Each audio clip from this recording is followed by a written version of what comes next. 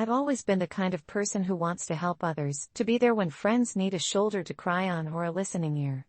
But after what happened last month, I've learned, no, I've been forced to learn, the importance of setting boundaries. I don't want to scare you, I just need to tell my story. It started innocently enough.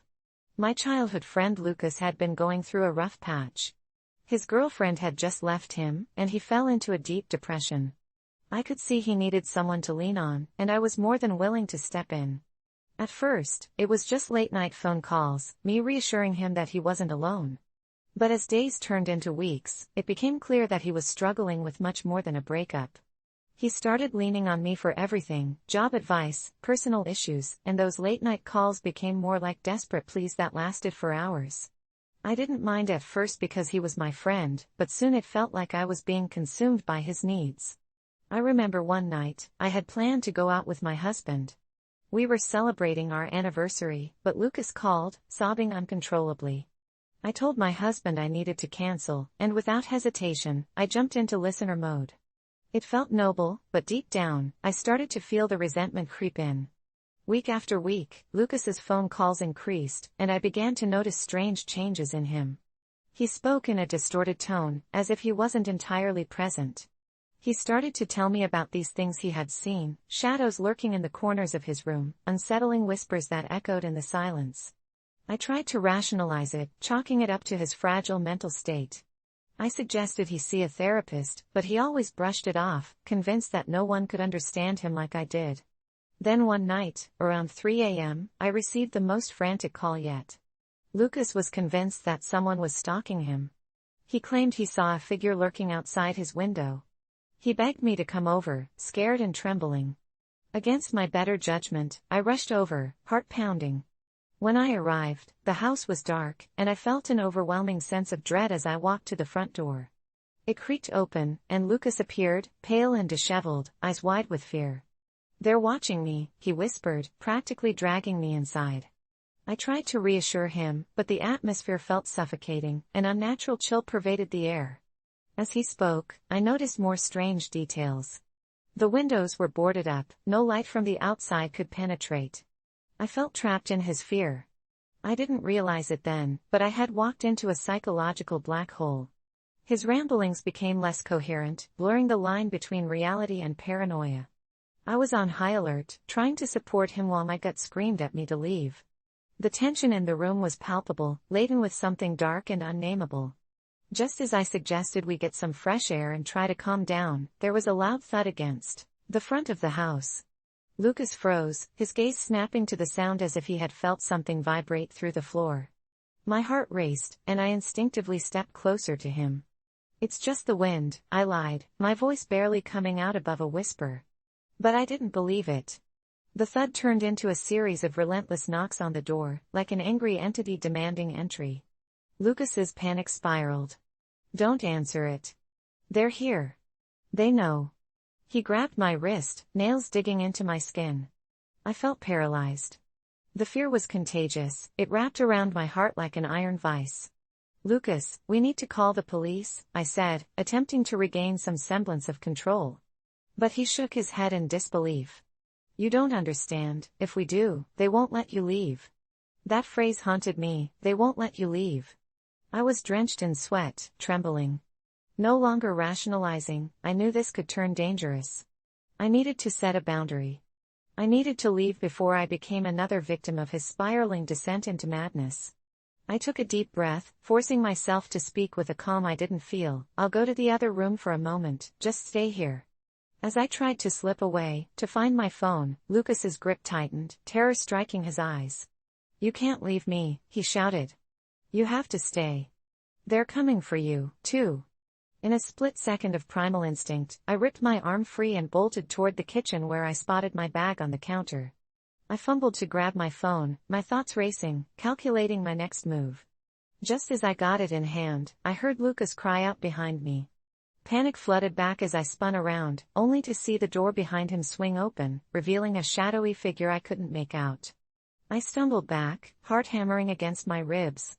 My only thought was to flee, to escape whatever had breached this strange, dark reality. I dashed for the back door, shoving past Lucas, who was completely frozen. I didn't look back.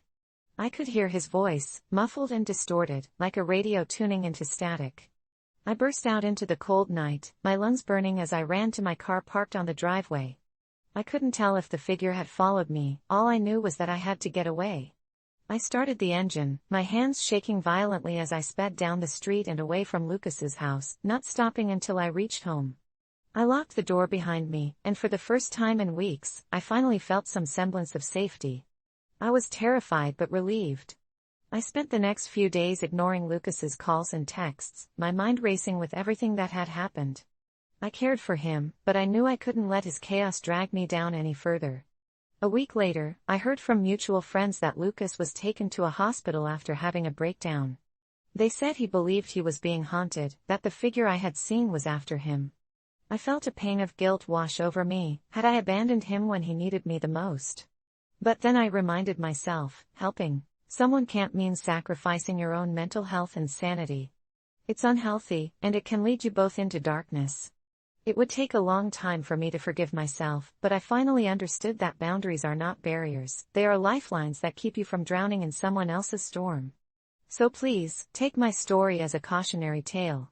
Kindness is noble, but it can blur the lines between love and obsession, sanity and madness. I learned the hard way that saying no is sometimes the bravest thing you can do. Setting boundaries saved me, and I hope it can save you too. The unlikely friendship that changed my life. It's strange how life works sometimes, how we cross paths with people who seem completely unrelated to us, and yet, they end up changing everything. This story starts with a mistake, a misunderstanding that turned into something far more profound than I could have ever imagined. I'm not sure when I first noticed her. To be honest, I didn't pay much attention to anyone around me at that time. I was going through the motions of life, working long hours, trying to build a career, dealing with the stress that comes with constantly striving to be better than everyone else. That's when I met her. Her name was Kate, and she was nothing like the people I normally surrounded myself with. I remember the first day she came into the office, looking all disheveled and frazzled, like she'd just rolled out of bed and into work. I'd never seen anyone so unkempt and carefree in such a professional environment. Most people would have been mortified, but not Kate. She walked in like she owned the place, with a kind of ease and confidence that I couldn't understand. Her reputation didn't help either. People would whisper about her, always something about how she was a little too quirky or a little too unpredictable. I had heard rumors, but I didn't pay them much attention. I was too busy with my own life, my own ambitions, to care about anyone else. But it was hard to ignore her completely. She had this energy, this contagious enthusiasm that somehow made everything feel lighter when she was around. People were drawn to her, even the most serious, no-nonsense people in the office. I kept my distance. I was never the type to let someone like her into my world. I had goals, things I needed to accomplish, and I didn't want anyone distracting me from that. Besides, I figured someone like Kate wouldn't even care about trying to be friends with someone like me. But then one day, she was assigned to work with me on a project. It wasn't anything major, just a collaboration between departments, but it was enough to force us to interact. At first, it was awkward. She was loud, outgoing, and way more disorganized than anyone I'd ever worked with. I was meticulous, focused on every detail, and I didn't have time for people who didn't take their work as seriously as I did. Yet, as much as I tried to keep things strictly professional, there was something about her that I couldn't quite shake. She didn't let the tension between us linger. She'd crack a joke when things felt too serious, or ask me how my day was going when I seemed particularly stressed. I hated it at first, hated how she'd invade my personal space with her light-hearted questions and her too loud laugh. I was used to keeping my thoughts to myself, not sharing them with anyone. But there she was, pushing me to open up in ways I wasn't prepared for. The turning point came about 2 weeks into the project. I had stayed late at the office, trying to get everything perfect, for the upcoming presentation. It was exhausting, and I could feel myself burning out. Kate had left hours earlier, but I was still there, staring at my screen, trying to force my brain to keep working. Then she came back, out of nowhere, with a huge bag of takeout and 2 cups of coffee. She set everything down on my desk with a wide grin. "You look like you need a break," she said, sitting across from me. I tried to protest, tell her I didn't have time for a break, but she wouldn't hear it. Instead, we sat there, eating our food in silence for a while. And for the first time in weeks, I didn't feel like I was drowning. It wasn't a huge thing, not some grand gesture, but it was enough to make me realize that maybe there was more to life than just work, than just pushing forward without ever looking around. After that day, something shifted. Kate and I started talking more, laughing more, even spending some time together outside of work. She was different from anyone I had ever known, but in ways that started to make sense to me. She didn't have the same priorities I did, but she had something I was missing, a sense of balance. She wasn't obsessed with perfection, and she didn't hide behind her work like I did. She showed me what it was like to live in the moment, to not always be so worried about what's next. It wasn't all easy. There were moments when I felt out of my comfort zone, when I wanted to go back to the safe, predictable routine I had created for myself. But Kate didn't let me. She pushed me to try new things, even when I wasn't sure I could. She encouraged me to take a walk when I was overwhelmed, to leave work early on a Friday to grab drinks, to take a chance and go for something bigger than what I thought I deserved. We spent weekends exploring the city, visiting new spots, trying different things. There was a time we went to a comedy show, something I would have never done on my own, and I ended up laughing so hard I cried. She introduced me to people from all walks of life, people who didn't care about resumes or job titles, who just wanted to connect over something real. She taught me how to take risks, how to be vulnerable, how to be more than just a list of achievements. But the biggest change came when I finally let myself care about something outside of my career. I realized that I had been so focused on getting ahead that I had completely neglected the parts of me that made me happy, the parts that needed a break from the constant grind. Kate didn't just make me see that, she made me embrace it. The funny thing is, I still wasn't sure if I'd call her a best friend. She was more like a whirlwind, someone who kept my life from becoming too dull and predictable. And for once, I was okay with that. I wasn't trying to control everything anymore. I was learning to let go and enjoy life. I started making more time for myself, for my friends, for the things I loved. And I started to realize how much I had been missing, how much life had to offer outside of work and ambition. Kate changed my life, but not in the way I expected. She didn't give me some magical answer to all my problems. She didn't tell me how to be successful in the traditional sense. What she gave me was a different kind of success, a fuller, richer life, one that wasn't all about achievements, but about connection and joy. It wasn't always easy, and sometimes I still caught myself slipping back into old habits. But every time I did, I remembered what she taught me. I remembered that life doesn't have to be all about control and perfection. Sometimes, it's about letting go and enjoying the unexpected moments. I never thought I'd find someone like Kate, and I definitely never thought I'd become the person I am today because of her. But I'm glad I did. If you're reading this and you feel like your life is just a list of tasks to check off, maybe it's time to find your own Kate. Maybe it's time to let go of that constant need for control and see what happens when you embrace the unpredictable. Because sometimes, the most unlikely friendships are the ones that change everything. When I faced my fears and tried an extreme sport, I've always been terrified of heights. The thought of standing on the edge of a cliff makes my stomach churn, and looking out of a plane window leaves me borderline catatonic. I'm not talking about the normal fear, I mean a bone-deep terror that roots me in place. But a couple of weeks ago, I found myself in a situation that spiraled out of control, and it was all because of a dare from my friends. They had convinced me to join them for a weekend getaway at a remote cabin in the woods, promising laughter, adventure, and a break from my mundane routine. I hesitated, but the idea of being left out gnawed at me, so I reluctantly agreed, thinking the peaceful atmosphere would help me settle my nerves. Little did I know that this trip would push me beyond my limits in ways I never could have imagined. The moment we arrived, I felt the excitement buzzing in the air. My friends were buzzing about trying new things. They started talking about bungee jumping, which made my palms sweat and my throat tighten. I tried to change the subject, but the more they joked and teased, the more I could feel myself being cornered. I'll never forget the look on my best friend, Mark's face when he dared me to try it. "Come on. It'll be fun. Just think about it, one leap and you'll face your fears," he laughed, but his laughter echoed in my mind like a menacing taunt. Heart pounding, I knew I should have walked away, but instead, I found myself nodding, a stupid grin plastered on my face. It was only after I said yes that the reality kicked in. We drove to the bungee jumping site, a makeshift platform perched precariously over a gorge. I was shaking by the time we arrived, my mind racing with every possible scenario. What if the cord snapped? What if I miscalculated the jump? What if I didn't pull the parachute in time? The instructor was doing a safety briefing, but I couldn't focus on his words, sounds drowning in my panic. Before I knew it, I found myself suited up, my heart drumming in my ears like a war song. Waiting my turn was less like anticipation and more like impending doom. I watched as one by one, my friends leapt off the edge, joyful screams echoing as they fell, the exhilarated rush of free falling before the cord tugged them back. Each jump made my fear swell to catastrophic levels, and I was seriously reconsidering my life choices. When I heard my name called, it felt like I had stepped into an alternate reality. I wanted to run, to escape, but one look at my friends' encouraging smiles steeled my resolve.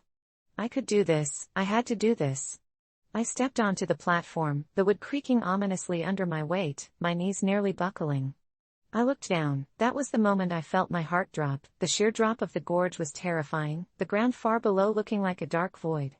My stomach twisted painfully, and I suddenly regretted everything. The instructor counted down, 3, 2, 1. Jump. But not just jump, I had to face my sober fear.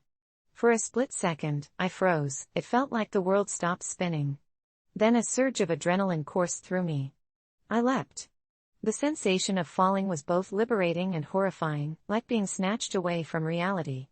The ground rushed up to meet me, the wind roaring in my ears as screams escaped my mouth, though I couldn't tell if they were cries of terror or exhilaration. I felt the bungee cord snap tight, yanking me back up, and in that moment, all my fears twisted into something else entirely. I was alive, I was free, and as the cord pulled me bouncing back up toward the sky, I laughed, truly laughed, for the first time in years, a contagious, shattered laugh filled with disbelief. When I was finally lowered back onto the solid ground, I was both disoriented and elated. My friends rushed up to me, their cheers vibrating through me like a living pulse, and I could see the joy reflected in their eyes, as if I had just transcended some ancient rite of passage. I had faced my fears, laughed in their face, and won. Or so I thought. We spent the rest of the day basking in that thrill, exchanging tales of bravery, but as night fell, that lingering sense of triumph shifted into something darker. We gathered around a campfire, the woods alive with rustling leaves and distant animal calls. Jokes turned to stories, and soon someone mentioned urban legends about the woods we were in, tales of mysterious figures, strange noises, and an ancient curse. I laughed it off at first, but the shadows danced unsettlingly around us, and my anxiety returned.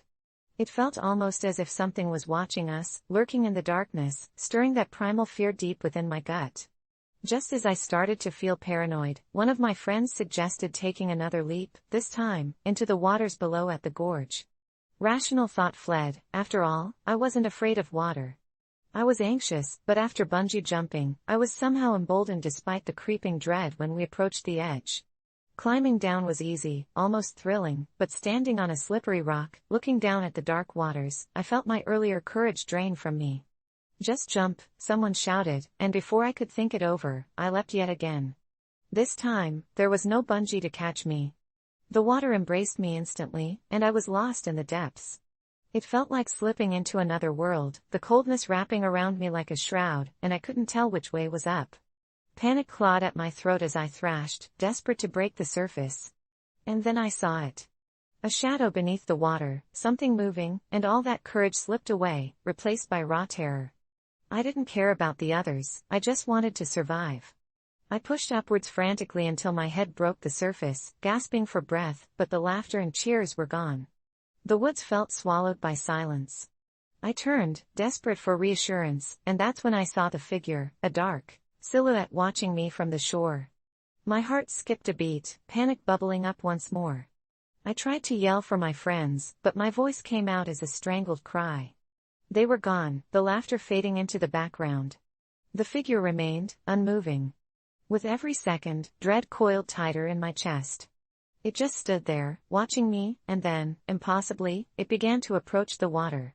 I swam frantically toward the rocks, desperation feeding my energy, but as I clambered onto the shore, dread shot through me like electricity. Whatever was out there wasn't human, not entirely. As I turned to look again, the figure was gone. I stumbled back to the camp, heart racing, and found my friends gathered by the fire with confused expressions, and it felt like an eternity passed since I had jumped. "Where were you?" Mark asked, his brow furrowed. I tried to tell them what I saw, but the words wouldn't form, my tongue too dry, the sense of disbelief crushing. They laughed it off again, but I found no comfort in their words this time. I scanned the woods, feeling eyes on me, and the fire flickered, casting fleeting shadows that seemed to shape into the form of that figure, taunting me in my grip of fear. Night crawled on, and I couldn't shake the anxiety. I finally convinced my friends to pack up and head home, feeling the discomfort settle in my bones. As much as I had faced my fear, something dark had followed me back from that gorge, lurking in those trees. Days have passed, and the thrill of what I did has turned into an unsettling dread. I still wake up in the middle of the night, drenched in sweat, heart racing, replaying the moment over and over like a twisted nightmare. I hear whispers in the dark, feel shadows creeping across my walls, and sometimes, I catch glimpses of a shape that edges closer when I least expect it. I can't shake the feeling that whatever I faced that night, whatever I provoked, is still out there, waiting. So, if you ever find yourself in the woods near a gorge, searching for a thrill, remember that sometimes, facing your fears can expose you to something darker. It's a lesson I learned too late, and no extreme sport, not even a bungee jump, can ever save you from what lurks beneath the surface. My friend stole my baby name, now she wants me to change mine. I had always dreamed of having a daughter and naming her something special, something unique that held deep meaning. When my best friend Sarah and I first discussed baby names years ago, we both casually mentioned our favorites, and I revealed mine, Aveline, a name I had loved since childhood. It felt enchanting, a blend of beauty and strength, just like I hoped my future daughter would be. Fast forward a few years, and I found out I was pregnant. The news was exhilarating, and I couldn't wait to share it with everyone, especially Sarah. I called her immediately, ecstatic, telling her about my pregnancy and the name I had chosen. Sarah sounded genuinely happy for me, and we spent hours discussing baby preparations, my nursery ideas, and how we would support each other through motherhood. Then, just a few months later, I received a text from Sarah. She had just given birth to a beautiful baby girl. My heart soared for her, but when I saw the name she had chosen, my stomach dropped. It was Aveline. I couldn't believe it. I felt like my heart had been ripped out of my chest. I was devastated. How could she take my baby name? I had told her my choice in confidence, and now she had gone and used it for her own child. It felt like a betrayal, and I struggled to process my emotions. I was happy for Sarah but felt anger bubbling beneath the surface. How could she do this to me? When I confronted her about it, she laughed it off, insisting it was a coincidence. "It's such a beautiful name, how could I resist?" she said, brushing aside my hurt feelings. I tried to remain composed, but inside, I was seething. I couldn't let her get away with this. I spent nights crying into my pillow, wondering if I should still name my daughter Aveline or come up with something else entirely. A part of me felt like I should abandon the name to avoid conflict, but another part felt like I was giving in to Sarah's inconsideration. I eventually decided I would keep the name Aveline because it was special to me, regardless of her decision. The weeks passed, and my due date approached. I was excited yet nervous, thinking about how things would unfold with Sarah after my daughter was born. Would she resent me for keeping the name? Would it ruin our friendship? These thoughts haunted me, but I tried to focus on my pregnancy and preparing for the big day. Then, the day finally came. I gave birth to a healthy, beautiful baby girl, and when they handed her to me, I felt a rush of love I had never known before. As I held her, I whispered, "Welcome to the world, Aveline." Just a few hours later, Sarah arrived at the hospital, her baby in her arms, beaming with pride. The moment she saw my daughter's name on the board, her smile faltered. "Oh, so you really went with Aveline?" she said, her tone a mix of surprise and disapproval. "I thought we could talk about this before you decided." I felt my heart race. "Talk about what?" "I've been telling you since I was pregnant that Aveline was my choice," I replied, trying to keep my voice steady. She rolled her eyes. "But you know I wanted to keep the name for my daughter. I thought we could share it." "Share it? You can't just take a name and expect me to give it up because you used it first," I snapped, feeling the anger boiling over. Sarah's eyes narrowed, and I could see the tension building between us. "It's not fair to me. Why can't you just change your mind?" It's not too late, she demanded, and I couldn't believe what I was hearing. How could she have the audacity to ask me to change my daughter's name after she had taken it from me? You can't be serious right now, I said, my voice trembling with disbelief. You took my name. You can't just decide I should change it to make you comfortable. She huffed and crossed her arms, refusing to back down. It'll just cause drama between our families if we both have daughters with the same name. Think about it. I shook my head, feeling the tears prick at my eyes. I can't believe you would ask me to do this. Aveline is my baby's name, and I'm not changing it for you. She scoffed, you're being selfish. This isn't just about you, it's about our friendship. My heart sank. This wasn't about friendship, it was about Sarah's desire to feel like she had the right to dictate my choices. I turned away from her, shaking with anger and frustration. Get out, I said, my voice firm. You need to leave. She paused, looking hurt, and for a moment, I felt guilty. But that guilt was quickly overshadowed by my resolve. I wasn't going to let her walk all over me anymore. After that day, things got tense. I returned home with Aveline, and Sarah sent me countless texts, pleading with me to reconsider, to be reasonable. I ignored her. I was too hurt to engage.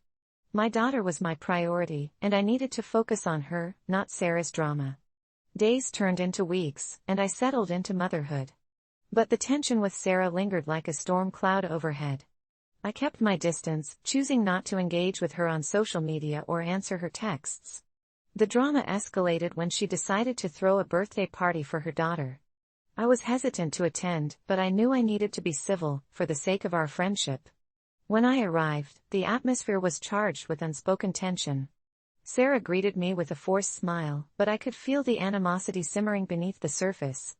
As the party progressed, I watched as she introduced her daughter, who was also named Aveline, to the guests, and the awkwardness was palpable. Guests were confused and whispered among themselves about the shared name, and I felt my heart pound in my chest. I was furious. Later in the day, while the kids played, I overheard Sarah talking to another friend. I can't believe she didn't change the name. It's so inconsiderate, she said, and I felt my blood boil. I couldn't let this go on. I approached her, my heart racing. You need to stop talking about me behind my back, Sarah. If you have a problem with my choice, say it to my face, I said, my voice steady despite my nerves. Her eyes widened, surprise flashing across her face. I wasn't talking about you, she exclaimed, but I could see the guilt in her expression. You have no right to demand I change my daughter's name after you took it from me, I continued, my voice rising. You are ruining our friendship over something that should be a joyful occasion. It's just a name, she shouted back, and I felt a wave of disbelief wash over me. It's not just a name. It's my daughter's identity. You can't just dismiss that. You're being dramatic, she said dismissively, but I could see the cracks forming in her facade. The guests around us had gone quiet, sensing the growing tension. I took a deep breath, forcing myself to remain calm. You have to understand, this isn't just about names. It's about respect. I respected your choice to name your child, but you didn't respect mine. And that hurts more than anything, I said, my voice softening. Her expression shifted, and I could see the realization hitting her. I didn't mean to hurt you. I thought we could share it. I didn't think it would come to this, she admitted, her voice trembling. I could feel the anger dissipating as I looked at her, my best friend who had turned into a rival overnight. I want us to be okay, but I can't compromise on this. Aveline is my daughter, and I want her to feel proud of her name, I replied, my heart aching at the distance that had grown between us. Sarah took a step back, her eyes downcast. I'm sorry. I didn't think it through, she murmured, her voice barely above a whisper. I know I messed up. It felt like a small victory, but it was a step toward healing. I think we need some space to figure this out, I suggested, my voice calm. I hope you can understand that. She nodded, tears glistening in her eyes. I do. I'm sorry. As the party continued, the atmosphere began to shift. I saw Sarah interacting with other guests, but the tension was still there, lingering in the air. Over the following weeks, I focused on Aveline and healing from the hurt of our friendship. Sarah sent me messages, trying to reach out and apologize, but I felt it was best to take time apart. Then, one day, I received a letter in the mail from her.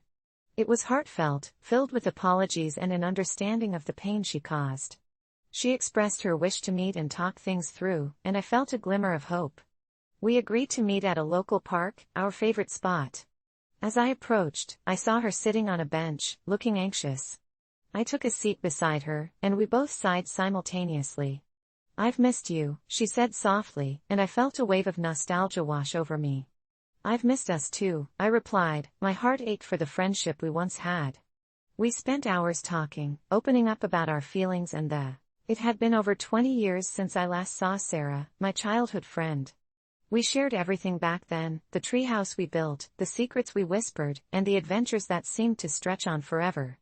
But life happened, and we lost touch after families moved away and high schools pulled us in different directions. I often thought of those days, but I never knew how much I missed her until I stumbled into that forgotten corner of my hometown, the old park where we used to play. It felt surreal, like stepping into a faded photograph, every detail tinted with nostalgia and dust. The swings looked rusty, the grass was overgrown, but the slide was still there, the paint peeling but the memories intact. I decided to sit on one of the swings, letting the cool breeze wash over me as I reminisced. And then, out of nowhere, I heard a voice behind me. "I see you found your way back." I turned, my heart racing, and there stood Sarah.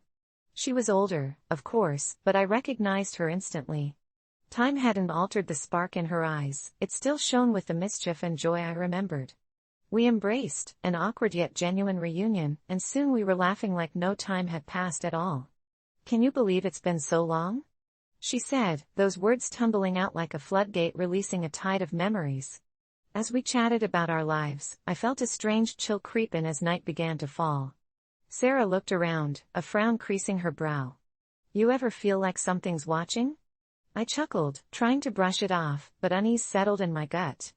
The trees around the park began to sway, almost as if they had a life of their own.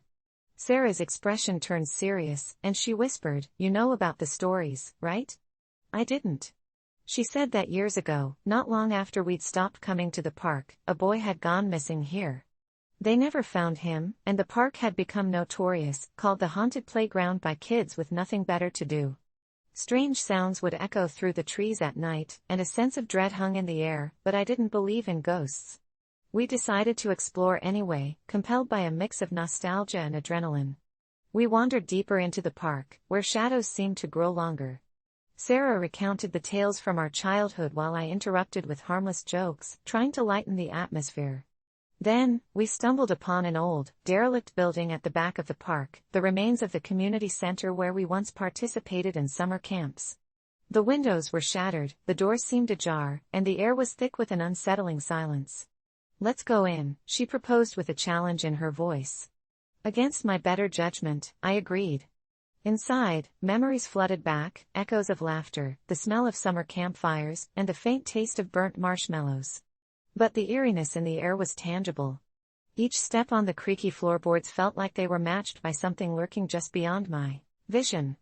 As we moved deeper into the center, Sarah's demeanor shifted, she seemed tense, and I noticed her shivering despite the warm air. "Hey, it's just an old building," I joked, trying to ease her fears, but she remained unresponsive.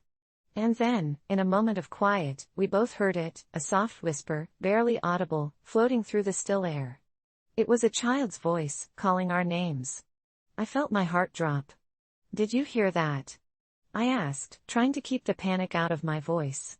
Sarah nodded, eyes wide. "We should leave," she urged, but I was rooted in place, partly from the shock and partly from an inexplicable pull toward the voice. "We can't just ignore it," I insisted. "We need to see if someone's in trouble."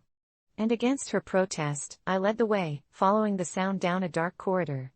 The walls were peeling, and the air grew colder with every step. The whispers became clearer, and I felt an overwhelming compulsion to answer. The voice wasn't just calling, it was beckoning us deeper into the unknown. We reached a room at the far end, the door creaking ominously as I pushed it open. Inside was the old basement, dark, dank, and utterly foreboding. My heart raced, and I scanned the room frantically. Then I saw him. A child stood there, about 6 years old, with wide, ghostly eyes. He looked startlingly familiar. "Help me," he whispered, reaching out towards us. I felt the ground shift beneath my feet. Instinctively, I knew he was somehow connected to Sarah. "This is the boy," I exclaimed, my voice shaking. "This is the boy who went missing." Panic surged through me as I turned to Sarah. She looked pale, lost in a trance as she whispered, "It's you." Confusion clouded my mind. "What do you mean it's me?" But she didn't respond. Instead, she stepped closer to the child, mesmerized. "We were supposed to play together, remember?" she murmured, and my stomach sank. The child's image flickered, as if reality struggled to grasp him. "Sarah, no," I shouted, pulling her back away from him. That seemed to break the spell. The child's expression was filled with an unearthly sadness as he began to fade. "Don't go. I'm sorry," Sarah screamed, and in that moment, something shifted in the air, a palpable tension curling like smoke. The cold intensified, and the whispers escalated into frantic cries. Suddenly, with a blinding flash, the room erupted in chaos, laughter, cries of despair, echoes of a lost time. I grabbed Sarah's arm, pulling her back toward the door as reality caved in around us. We barely made it out of the building as everything imploded behind us, the whispers swallowed by the night. The park was desolate now, cold and empty, the rusted swings creaking as if laughing at our foolishness. We stumbled back to the entrance, my heart racing. "What was that?" I asked, breathless. Sarah looked dazed. "He needed me. I've forgotten. I shouldn't have let you pull me away." I turned to her, confusion washing over me. "Forgotten what?" But, instead of answering, she turned, glancing back at the park, a wistfulness in her gaze. "I shouldn't have come back." I watched as she slowly began to fade, her form blurring like a memory in the wind. "No. Sarah, don't. Please." I reached for her, but it was too late. She vanished completely, leaving me alone in a quiet, empty park. The night stretched on, and I felt the weight of the stories, the lost boy, the friends who disappeared. I ran, my feet pounding against the dirt path, desperate to escape the place that had held too many ghosts. I made it to my car and drove away, heart racing, wondering if I would ever understand what had really happened. But as I glanced in the rearview mirror, I saw her standing at the edge of the park, watching me leave. I could still see the spark in her eyes, lingering like a haunting echo of our childhood, a bittersweet reminder of the friendship that had been lost, and the darkness that waited just beyond the margins of memory. When I met my best friend's parents, the awkward encounter. It was the day I had been dreading for weeks. My best friend, Emily, had been asking me to meet her parents for months, but I kept putting it off, not because I didn't want to meet them, but because I wasn't sure if I was ready for the inevitable awkwardness. I had heard stories about her parents, how they were traditional, strict, and expected a lot from the people Emily surrounded herself with, especially her friends. I was nervous, not knowing what to expect. I had been friends with Emily for years, but meeting her parents felt like a rite of passage I wasn't sure I was prepared for. It all started on a Saturday afternoon when Emily called me, asking if I wanted to come over for dinner. I hesitated for a moment, knowing what that meant, but I agreed. I spent the entire afternoon psyching myself up, trying to figure out what to wear, how to act, and what to say. I knew I had to be on my best behavior, but I also didn't want to come off as stiff and forced. I wanted them to like me, but I didn't want to pretend to be someone I wasn't. By the time I arrived at Emily's house, I was already a bundle of nerves. I parked my car in front of the house, took a deep breath, and forced myself to walk up to the front door. Emily greeted me with her usual warm smile, and I could tell she was just as excited for me to meet her parents as I was terrified. "You're going to be fine," she assured me. "They're not as scary as they seem."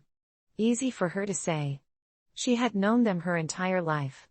I followed her inside, where the smell of a home-cooked meal hit me immediately. It was comforting but also made my stomach turn with anxiety. I wasn't sure if it was the food or the situation. Emily led me to the dining room, where her parents were already sitting. Her dad was in his usual spot at the head of the table, a man with a firm handshake and a serious expression. He was a lawyer, the type of person who always seemed like he was analyzing everything around him. Her mom, on the other hand, was more approachable, but her eyes always seemed to be scrutinizing me as if she could see right through me.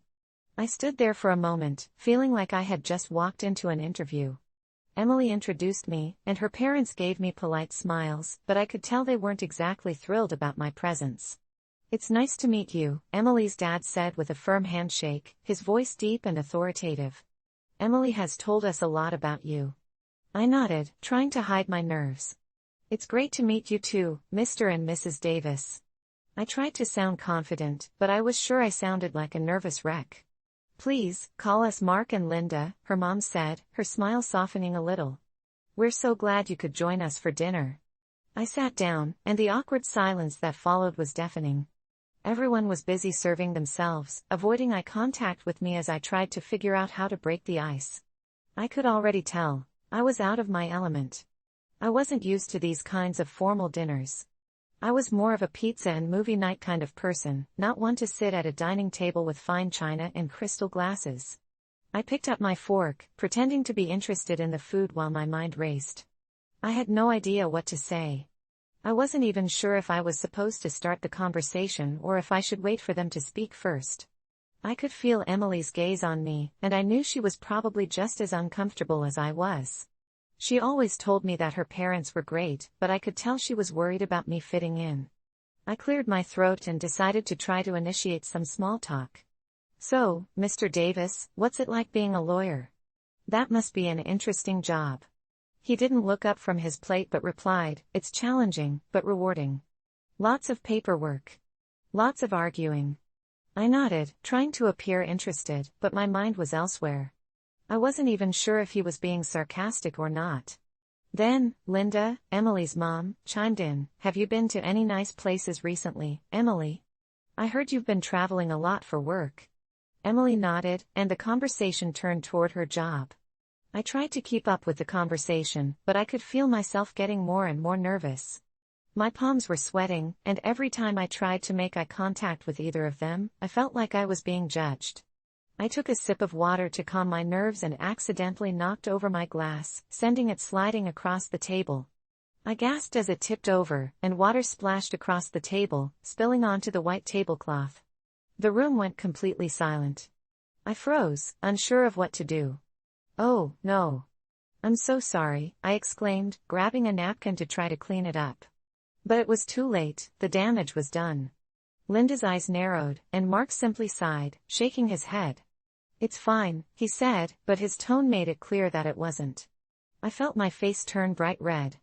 Emily quickly got up to help, but I could tell she was mortified, probably wishing I had just stayed home. The rest of the dinner continued, but the mood had shifted. Every time I tried to speak, my words seemed to come out wrong. I felt like I was walking on eggshells, afraid that one wrong move would send everything crashing down. It wasn't until dessert, when the conversation shifted to more neutral ground, that things started to ease up a little. Emily's mom started talking about her love for gardening, and Mark chimed in with his obsession with fishing. I managed to squeeze in a few words, but the awkwardness was still hanging in the air. When dinner was finally over, I thought I would be able to breathe a sigh of relief, but Emily's parents insisted on showing me around the house. I followed them, nodding politely, but my anxiety was at an all-time high. They took me to the family room, where pictures of Emily and her siblings lined the walls. They were all smiling and happy, a perfect family in a perfect home. I couldn't help but feel like I didn't belong there. As we toured the rest of the house, Emily's dad told me about his extensive wine collection, and her mom gave me a lecture on the importance of good table manners. I nodded along, but inside, I was dying. Finally, after what felt like an eternity, it was time to leave. Emily walked me to the door, and I could tell she was just as relieved as I was. "I'm so sorry about everything," I said, feeling like I had made a complete fool of myself. "Don't worry about it," Emily said, giving me a hug. "They're a little intense, but they like you. Trust me." I wasn't sure if she was just being polite or if she genuinely believed that, but I appreciated the reassurance. As I drove home that night, I couldn't help but replay every awkward moment in my head. I had been too nervous, too eager to impress, and it had all backfired. I wasn't sure if I would ever be able to get past the awkwardness, but one thing was for sure, I would never look at dinner with Emily's parents the same way again. I want to share my story. I'm still not sure if it's the kind of thing you'd call a success or if it's just a cautionary tale, but it's real, and I think you should know it. This is how I learned to love myself, not just in concept, but in a way that left me changed forever. It started about a year ago when I saw the poster pinned to the community board at my local library, a weekend self-love retreat in the woods. For a moment, it felt like a beacon of hope in my otherwise cluttered life, so I signed up with nothing but a small suitcase and endless emotional baggage. The drive to the retreat center was long and winding, through dense trees and thick fog, as if the universe was trying to obscure the destination, or perhaps it was just me trying to avoid facing my own reflections. I arrived, and the scent of cedarwood filled the air, mixing with the sound of chirping birds and rustling leaves, stirring something dormant inside me. That first night, we sat around a campfire, the flickering flames casting dancing shadows on our faces. The facilitator, a woman named Mara, spoke with a calm authority. She shared stories of struggle that resonated with many in the group, each one igniting a little spark of vulnerability. Yet, as people talked, I felt a rising tide of disconnection. I kept thinking, these people don't know what I've been through. It wasn't until we were gently pushed into some self-reflection exercises that the real horror began to unfold. We were tasked with writing down our deepest insecurities on thin strips of paper, meant to be shared in a safe circle. As I shuffled through the papers, my heart raced at the thought of exposing myself.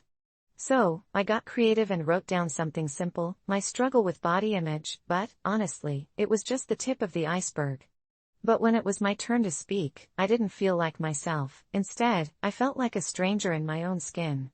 When I read my piece aloud, there was a palpable tension. Just as I felt vulnerable, a figure of dread loomed at the edge of my spotlight. It started with a whisper, a shadow that shuddered at the back of my mind, reminding me of all my failures, all the times I felt inadequate. Mara tried to guide us through it, but the darkness seeped deeper into the gathering, tightening its grip on me. I kept my eyes downcast, terrified of letting anyone see the tears pooling behind my lashes. My mind raced with guilt. By the end of the first night, I was convinced I was never meant to fit in anywhere. As I lay in my cramped cabin, the moonlight casting eerie shapes on the walls, I heard soft sobs echoing from the other cabins. The retreat suddenly felt like a den of ghosts, each person haunted by their own demons. The following day brought a hike, supposedly a chance to connect with nature. But with every step, each beautiful vista only amplified my internal chaos. I fell behind, isolating myself even further, until I tripped over a gnarled root and fell face first into the mud. Frustrated and humiliated, I picked myself up and could feel the stares, like arrows piercing my already shattered self-esteem. That evening, something shifted. We gathered again around the fire, and when my turn came, I felt something break inside me. Instead of another gossamer lie about my body image, I unleashed an avalanche of truth.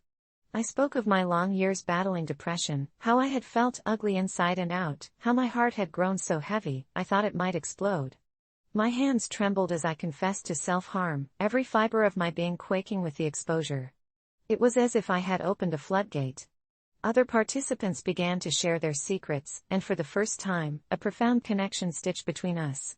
We were not only defining our suffering, but we were also weaving a net of empathy among fragmented lives. That weekend morphed from a self-love retreat into a wild, raw surgery on pain, and in that vulnerability, I discovered a glimmer of grace. Finally, we were given a task. We had to write letters to our future selves, promising compassion in moments of struggle. I've always been a skeptic, yet somehow the simplicity of this act tethered my heart to hope. I penned my letter with trembling hands, detailing dreams and apologies, everything I wanted to embrace on my journey of healing.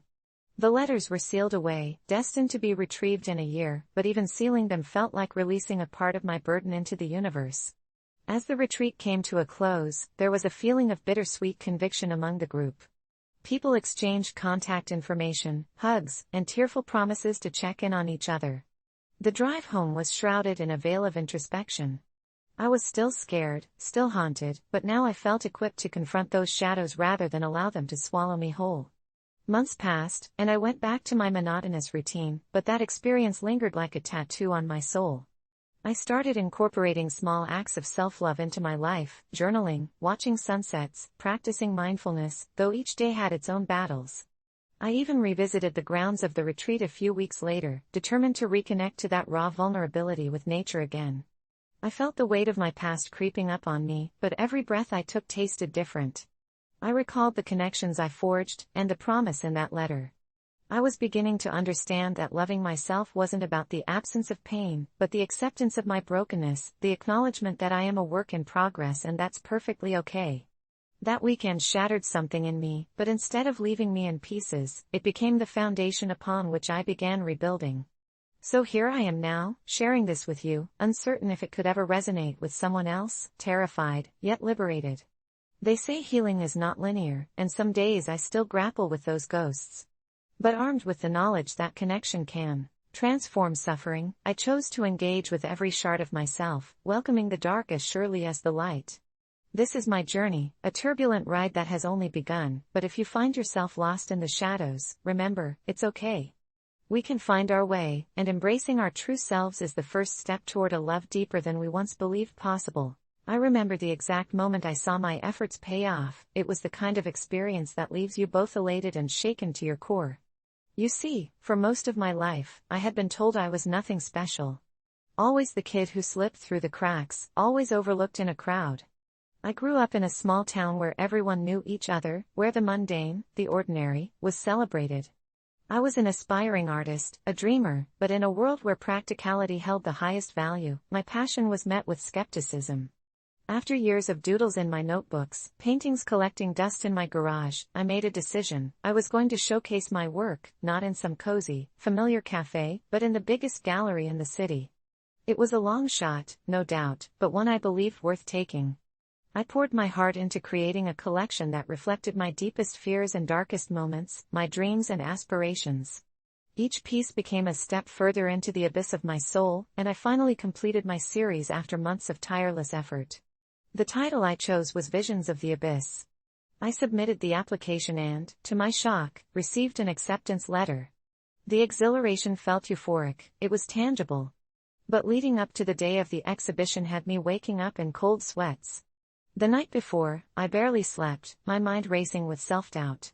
What if no one understood my work? What if I made a fool of myself? I arrived at the gallery an hour before the doors opened, my heart pounding in my chest like a war drum.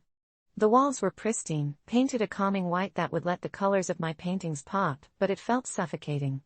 As the clock ticked closer to the opening, a knot tightened in my stomach.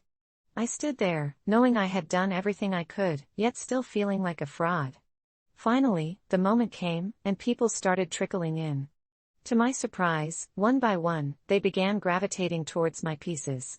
Murmurs filled the air, some even shed tears in front of my artwork.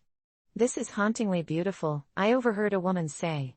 It was an exhilarating rush, a wave of validation that rolled over me, but then, amidst the compliments, I noticed something, or rather someone, lurking in the corner. A tall figure dressed entirely in black, blending into the shadows. He wasn't looking at the art, he was staring directly at me, his gaze piercing into my very essence. An uneasy feeling settled in my stomach, a dissonance between my joy and this ominous presence that rattled my nerves. I tried to shake it off. For every positive comment I received, I felt empowered, like I was finally being seen. But that figure continued to loom, always in the periphery, always just out of focus. Hours passed, and the exhibition was in full swing. The black-clad figure never moved, rather, he remained rooted in that same spot, his eyes boring into mine each time I caught a glimpse of him. I was almost afraid to look directly at him, something felt deeply unsettling. During a brief moment when the crowd thinned out, I decided to approach him, feeling a burning curiosity outweighing my apprehension. As I stepped closer, I could see his face was obscured by a dark hood, his features hidden entirely. "Why are you here?" I asked, my voice shaking slightly. He remained silent, his gaze didn't waver. Instead, it grew somehow more intense, as if scrutinizing every fiber of my being. "I've waited a long time for this," he finally spoke, his voice a low, gravelly whisper. Those words sent chills down my spine. Without thinking, I stepped back, a paralyzing dread washing over me. What did he mean by that? How had he waited for me? My thoughts spiraled, and I felt the world around me dissipate into a haze of anxiety. I turned away, rationalizing that he was just another patron, perhaps a discerning critic or a troubled artist like me. But he wasn't just anyone, he was a dark omen I couldn't shake. Throughout the evening, I fought to enjoy what felt like an explosion of success, but I couldn't ignore the uneasy feeling that this man cast over me. The gallery buzzed with tantalizing conversations, but his presence overshadowed everything. As the night wore on, laughter echoed, wine flowed, and I basked in the compliments of strangers admiring my work, but with every chuckle and cheer, that figure loomed larger in my mind. Finally, as the clock struck 10, signaling last call, the crowd began to thin out. I had spent the whole night battling conflicting emotions, pride in my art and dread from this sinister man. Just then, I turned to look for him one last time, hoping to confront my anxiety, only to find he was gone. I exhaled a breath I hadn't known I was holding. The momentary relief was electric, yet it faded when one of the staff approached me. "You need to see this," he said, leading me to the back room, which was only lit by an overhead fluorescent bulb. My heart began racing again. A cold sweat formed as I stepped into the room. My artwork stood scattered about, haphazardly knocked over, frames broken, and in the debris, a single painting caught my eye. It was the final piece of my collection. Before I could comprehend the scene before me fully, the staff member pointed at it. "It's damaged beyond repair," he said, but when I approached, my breath caught in my throat. The damage was unmistakable, but as I leaned closer, the painting revealed something chilling: my agonized face, bruised, hollow-eyed, as if it had captured a vision from my nightmares. The panic surged, and I stumbled back, realizing that the figure had somehow planted this evil symphony of fear into my work. "I don't understand," I stammered, shaking in disbelief. "This doesn't make any sense." The staff member looked concerned. "It's just a painting," he said, but I saw the fear mirrored in his eyes. I rushed out into the gallery, feeling a whirlwind of emotions strangle me. That's when I noticed the exit was tightly shut, locked. The palpable panic returned, burning through me. I didn't care about my exhibition, I wanted out. I turned frantically, searching for answers amidst the lingering crowd. That's when I heard it again, the low whisper that chilled my bones. "You can't escape your own abyss." My heart sank as the reality sank in. It wasn't just about the exhibition or my art, it was that figure, that vessel of despair, who had turned my own creation against me. Every effort I had poured into my passion had been turned hollow, darkened. While I thought I had seen my efforts pay off, what I truly saw was the dark reflection of my own struggles. I realized that this could be the beginning of a nightmare unlike any I had ever experienced. Just then, the lights flickered, and for a brief second, I saw the figure again, looming behind a crowd, never blinking, never smiling, always watching. This was my moment, a moment of exquisite horror veiled under the guise of achievement. The exhibition was still teeming with people, but now their faces morphed before my eyes, turning into grotesque forms, mocking laughter echoing in every corner. I felt claustrophobic, trapped in a twisted illusion. The moment I had anticipated crumbled into a chasm of despair. My heart raced as I fought the demons that clawed at my sanity. It was then I understood that this experience was a mirrored reflection of my soul, a reminder that true recognition and deeply personal rewards do not come without their fair share of demons lurking in the shadows. Sometimes, the moment of reward can bring forward the bittersweet taste of haunting memories. In facing the abyss, I realized nothing can truly be celebrated without acknowledging the shadows that reside within us all. When I tried meditation for the first time, a transformative experience. I had always heard about the benefits of meditation, how it could help clear your mind and bring peace, but I never really believed it. My life was filled with deadlines, work stress, and the usual chaos that came with being an adult. One night, after yet another exhausting day, I found myself scrolling through Reddit in search of something, anything, to help me unwind. That's when I stumbled upon a subreddit dedicated to meditation. The testimonials were glowing, people claimed it changed their lives. With a hint of skepticism but desperate for relief, I decided to give it a shot. So, I put on some comfortable clothes, dimmed the lights, and found a quiet spot in my small apartment. I had no idea what I was doing but figured I could at least sit still and breathe.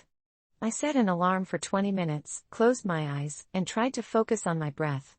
To be honest, the first few minutes felt awkward and a little ridiculous. I could hear every creak of the floorboards and the distant sounds of the city outside. I kept thinking about work, about that report I hadn't finished, and how I needed to grocery shop tomorrow. It felt like I was trying to catch smoke with my bare hands. Every time I grabbed onto a thought, it slipped away like it was never there to begin with. I was about to give up when I suddenly realized there was a deep rumble coming from somewhere around me. It sent a chill down my spine, but also ignited a flicker of curiosity. Tentatively, I tried to incorporate it into my meditation. I focused on the sound, the vibrations enveloping me like a warm blanket. Slowly, it morphed into something else, something almost melodic, and I found myself sinking deeper into the experience. The world around me began to dissolve, as if the walls of my apartment were made of mist. I don't know how long I had been in that space when I felt a presence behind me. My heart raced as I tried to maintain my composure. Was it a ghost? Had I finally gone too far into the realms of meditation? I dared a peek over my shoulder, and the moment I did, everything changed. I was standing in an enormous forest shrouded in a heavy fog. The trees were ancient and gnarled, their branches twisting into the sky like pleading hands. The hum I had felt earlier pulsed through this place, and for a moment, I felt no fear. Instead, a profound sense of connection washed over me. I stepped forward, my bare feet sinking into the cool, moist earth. As I wandered deeper, the sounds of the city faded completely. There were whispers in the air, a chorus of voices that seemed to be both inviting and warning me at the same time. Just as I thought I understood their murmurs, a figure emerged from the fog. At first glance, they seemed like a woman, though not entirely human. Her skin shimmered with an iridescent hue, and her eyes glowed softly, drawing me in like a moth to a flame. "You've come seeking peace," she said, her voice lilting and echoing. It felt like she was speaking directly into my mind rather than through the air. "But peace has a price." I froze, the gravity of her words sinking in. I had left behind my chaotic life in search of calm, yet here was a being who existed beyond my comprehension, telling me there were consequences to my desires. "What do you mean?" I managed to ask, dread pooling at my feet. "Every doorway opened must be walked through, and every meditative state reveals truth." Her gaze pinned me in place. "Do you wish to see?" Against my better judgment, I nodded. In an instant, the forest twisted and warped, colors bleeding into one another. I was shown glimpses of my life, visions of loneliness, of moments where I had hurt others without meaning to, and the shadows of memories buried deep within. I was overwhelmed by sadness, guilt, and a raw vulnerability I had hidden even from myself. I fell to my knees in despair, feeling entirely exposed. "This is the price of peace," she said gently, "the truth lay bare. Only by facing it can you find true tranquility." I felt a weight lift from my chest, but it was soon replaced by a heavier sorrow. "I don't want to feel this," I cried out, my spirit breaking. "I just wanted relief." A soft chuckle echoed around me. "Relief comes in many forms.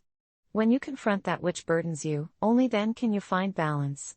In that surreal moment, I realized the truth couldn't simply be pushed away or ignored. I had been living in a fog of my own making, suppressing my emotions, not wanting to deal with the impact of my actions. The trees around me began to glow, illuminating the shadows as if to say there was hope. I took a deep breath and began to understand that the pain I felt could be transformed into something powerful. As I absorbed this revelation, I felt the ground shift beneath me. I was pulled back through the forest, through colorful swirls that twisted and wrapped like ribbons of light until I stumbled back into my living room. My alarm buzzed, jarring me fully awake. I blinked, disoriented but changed. Everything was brighter. The weight I felt earlier did not vanish, but it transformed. It was now a call to action. I picked up a notebook that had been lying on my desk, and I began to write. I wrote about the shadows in my life, about the people I had hurt, the fears I had buried, and the need for forgiveness, not from them, but for myself. As I wrote, I felt lighter, as if I was releasing the tension with each stroke of my pen. The experience of meditation, the being in the forest, the ethereal woman, they all felt like echoes of a truth I was only beginning to unravel. It was the first time I truly understood that peace wasn't just about finding silence, it was about embracing the noise of our existence, confronting and accepting the parts of ourselves that may be hard to face. The next day, I reached out to those I had wronged, starting to mend fences where I thought there were none. I practiced meditation daily, each session unearthing a little more of the chaos within, and every time I faced it, I felt the fog clear just a bit more. I realized meditation wasn't just a practice, it was a journey. One that led me not only to tranquility but also to the strength buried deep within, a transformative experience that went far beyond any simple search for peace. I live in a quiet little town where everyone knows everyone else's business, and most of the time, that's just fine by me. But about 3 months ago, I found myself facing a challenge that turned everything upside down. It started on an unremarkable Tuesday afternoon when the sun was setting, casting long shadows on the cracked pavement of my street. I had just returned from my mundane job at the local library, where I spend my days helping kids find books and organizing dusty old encyclopedias that nobody ever reads. On that day, I had plans to settle on my couch with a steaming cup of chamomile tea and the latest thriller. Little did I know that my evening was about to be hijacked by something otherworldly and unfathomable. As I was about to step into my humble abode, I noticed a peculiar shimmer in the air, like heat waves rising off a blacktop road on a scorching summer day. It swirled and twisted, and my heart raced as I approached it, an inexplicable pull urging me closer. The moment I reached what felt like the edge of another dimension, I froze as I saw flickering images emerge from the shimmer, flashes of events that hadn't happened yet. I saw myself talking to my boss, her face twisted in fury. I saw myself missing a crucial meeting. I saw a car crash. I couldn't catch my breath, overwhelmed by the weight of possibilities bombarding my mind. And just as quickly as it started, the shimmer faded, leaving me confused and shaken. I dismissed it as an elaborate daydream brought on by exhaustion, yet something deep in my gut warned me it was more than that. The next day, my boss did seem unusually cold when I spoke to her, but I shrugged it off. I went on with my life, but the following days turned out to be a whirlwind of dread and concern. That week, my friend Sarah called to tell me something awful had happened. Her brother had been in a bad car accident. The very scene I had seen in the shimmer played over and over in my mind, and I was overtaken by panic. I had to find a way to prevent all this from happening. The more I tried to ignore the images, the more specific and grotesque they became: an elderly woman collapsing in the grocery store, a child lost in the park, and I even envisioned the very library I worked in burning down to the ground. It spiraled. I started obsessively planning out my days, trying to outsmart fate. I offered help to old ladies struggling with their groceries, made sure to call my boss every morning to check in, and kept track of every child that entered the library. Logic twisted into paranoia. I would stay up late reading DIY fire extinguisher manuals, and my social life slipped away entirely. Friends stopped inviting me to gatherings. They said I was acting weird. But I couldn't let anything happen on my watch. Then came the night that changed everything, the night the shimmer returned. I was in the bathroom washing my hands when it appeared again, even stronger this time, flooding the room with a dizzying light. I gazed into the shimmer until I saw, with crystal clarity, the worst scenario yet: a vision of myself, hands shaking, frozen in the library as the fire roared behind me. I gasped, realizing I was just about to witness another potential tragedy destined to unfold. But instead of running away or trying to cover my eyes, something beyond my control gripped me, compelling me to stay and observe. My breath caught in my throat as the scene played out, but it wasn't just a vision. The fire erupted out of thin air, hot and ferocious.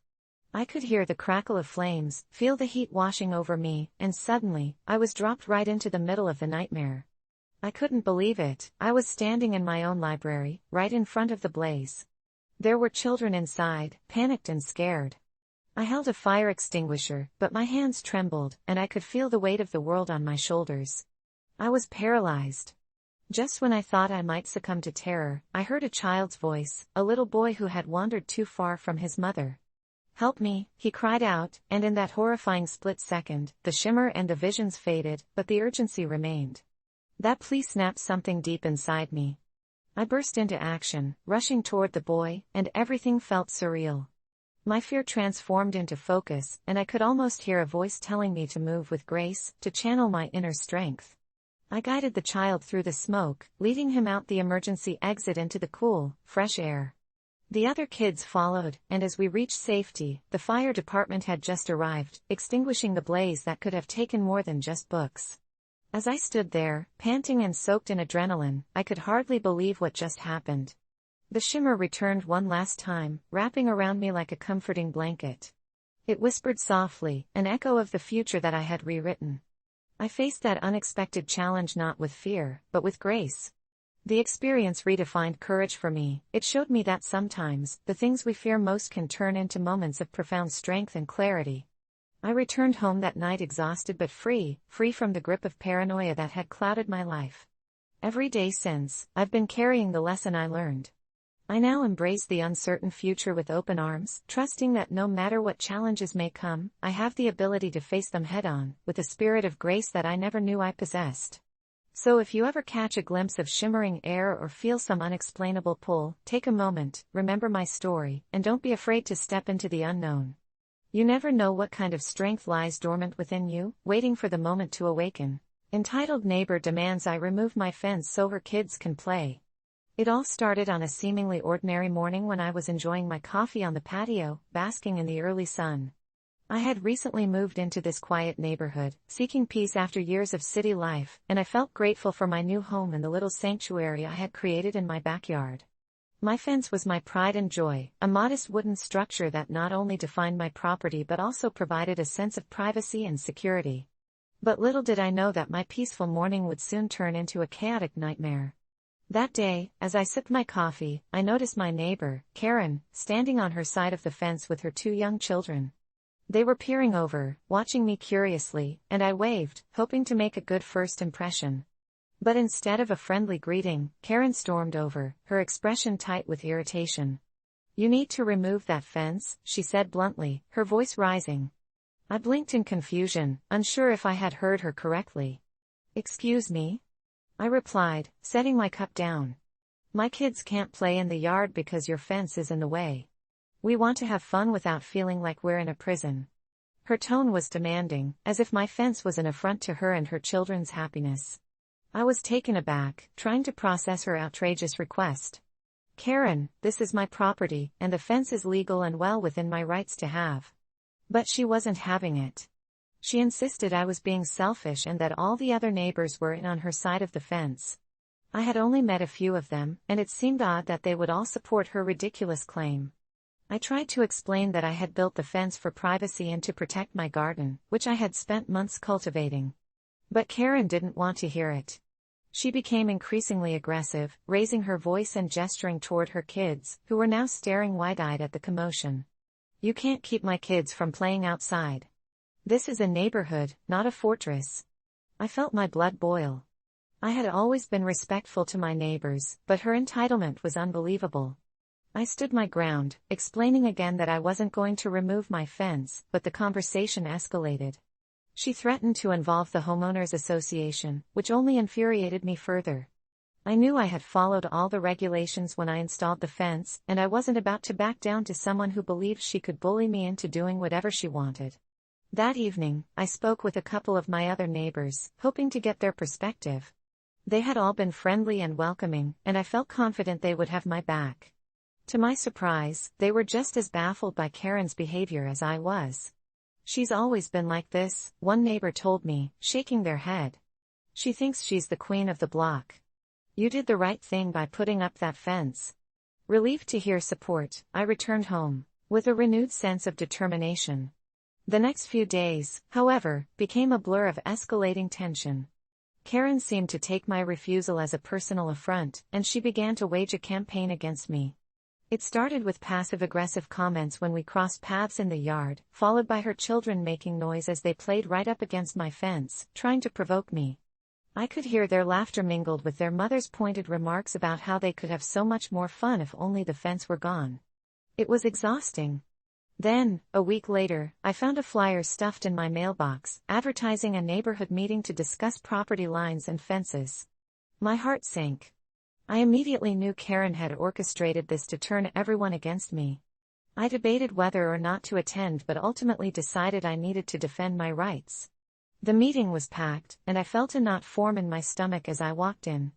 Karen was already there, talking animatedly with other neighbors, and I could see her glancing my way, a smirk playing on her lips.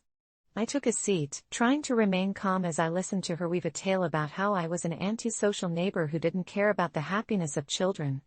My heart raced as she presented her case, exaggerating the situation and framing herself as the caring mother. When it was my turn to speak, I stood up, my palms sweating. "Look, I'm not against kids playing outside, but I have a right to my property and my fence," I said, trying to keep my voice steady. "It's not fair to ask me to remove something that is perfectly legal and installed according to all regulations." There were murmurs in the crowd, some in support and others unsure. I could see Karen's expression change from smug to furious as I spoke. She shot back, "What about my children's happiness? You're the only one with a problem here." The crowd began to shift, and I could feel the tension rising. I pointed out that her behavior was not just unreasonable, it was toxic, and I deserved to enjoy my home without being harassed. As the meeting went on, I received support from several neighbors who shared their own experiences with Karen's entitled behavior. I felt empowered, but as I glanced at Karen, I could see her fuming. It was clear she didn't like being challenged, and I knew this wouldn't end well. After the meeting, I thought things would settle down, but I was wrong.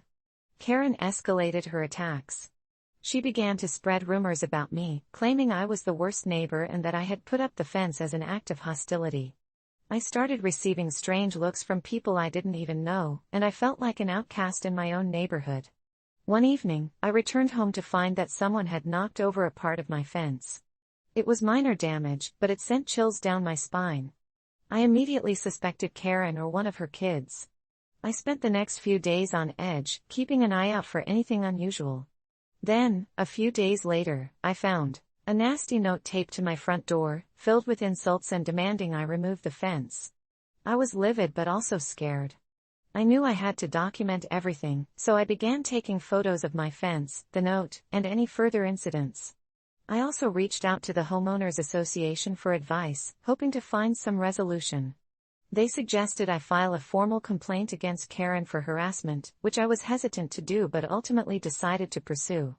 I gathered my evidence, wrote a detailed account of the events, and submitted everything to the association. A few days later, I received a call from the HO president, who informed me that they had reviewed my case and would be addressing the matter with Karen directly. I felt a sense of relief wash over me, but I also knew this could lead to a confrontation. That evening, Karen knocked on my door. I could see the fury in her eyes, and my heart raced as I opened it. "What did you tell them?" she demanded, her voice a low growl. I stood my ground, refusing to back down. "I told them the truth about your harassment." She scoffed, stepping closer. "You're going to regret this. I'll make sure everyone knows what a terrible person you are." I closed the door firmly, heart pounding, knowing I had crossed a line but feeling a surge of determination. The next few days were tense, and I noticed more neighbors seemed to be taking my side, whispering supportively when they thought I couldn't hear. It felt good, but I also knew that the battle was far from over. The HO met with Karen, and I soon learned that she had been warned about her behavior. But instead of backing off, she became more aggressive. One afternoon, as I was working in my garden, I saw her standing by my fence, yelling at her kids to have fun anyway and not let her stop you. It was infuriating. I couldn't believe she was encouraging them to disrespect my boundaries. I felt the anger boiling inside me, and I decided it was time to take action. I called the police to report her harassment, and when the officer arrived, I explained the situation. They took my complaint seriously and assured me they would speak with her. After that visit, I finally felt some sense of relief. But Karen didn't take it lying down. She ramped up her harassment, now attempting to turn the entire neighborhood against me. She organized a block party and spread rumors that I was an unwelcoming neighbor. I was furious, but I refused to let her intimidate me. I decided to confront her at the block party, to set the record straight. When I arrived, I felt nervous but determined. I walked up to her, and the atmosphere immediately shifted. "Karen, I need to talk to you," I said firmly. She smirked, clearly enjoying the attention. "What? Are you going to whine about your precious fence again?" The crowd hushed, and I knew I had to speak up. "No, I'm here to clear the air. I don't want to be the villain in your story. I have a right to my property, and I refuse to let you bully me into removing my fence." I could see a few nods of support from neighbors, but Karen was undeterred. "You're just making things worse for yourself," she shot back. "I've been a good neighbor, and you're ruining this community." But I wasn't going to let her spin the narrative anymore. I continued, "This isn't about community, it's about respect. You can't demand I change my life for your convenience." The crowd was now fully engaged, and when I learned to trust my instincts, a life lesson. When I learned to trust my instincts, it wasn't in some quiet, introspective moment of clarity, it was during the most harrowing and surreal experience of my life, one that I still struggle to explain even now. It began on a Friday night when I decided to take the long way home from work. I don't know why I did it. Maybe it was the weight of the week finally catching up to me, or the gnawing feeling that I needed some kind of change, even a minor one. The usual route felt suffocating that evening, and the thought of mindlessly crawling through familiar intersections filled me with a strange unease I couldn't shake. So, I turned left instead of right and found myself driving down a stretch of road I hadn't taken in years. It was darker than I remembered, lined with tall trees that blocked out the moonlight and made the streetlights seem dim and ineffective.